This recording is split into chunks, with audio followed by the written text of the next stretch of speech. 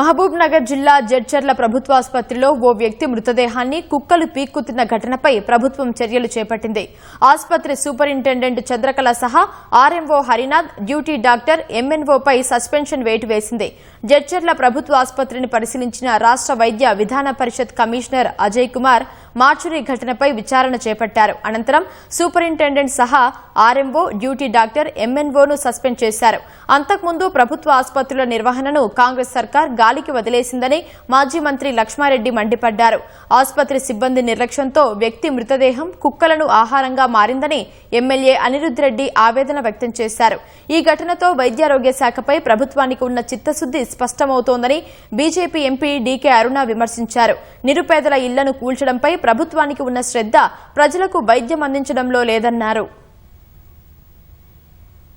Postmortem చేయడానికి కావాల్సిన పంచనామాన్ని కూడా డాక్టర్ 5 o'clock కన్వే చేయడం జరిగింది. 5 నుంచి 6:30 వరకు పోస్ట్మార్టం చేయడం జరిగింది. అయితే చేసే ముందు 5 to 5:30 మధ్య లోపల కొన్ని డాగ్స్ లోపలికి ఎంటర్ అయ్యి డెడ్ బాడీని తినేసి అనేది మన మీడియాలో, సోషల్ మీడియాలో వస్తుంది. వీడియోతో సహా పెట్టారు. దానికి డెఫినెట్గా మేము చింతిస్తున్నాం. దాన్ని అటు ఇంకోసారి జరగకుండా దాని మీద చర్యలు తీసుకోవడానికి భాగంగా యాక్చువల్గా ఆ బిల్డింగ్, కొత్త బిల్డింగ్ కూడా పోస్ట్మార్టం రూమ్ రెడీ అయింది పార్షియల్గా.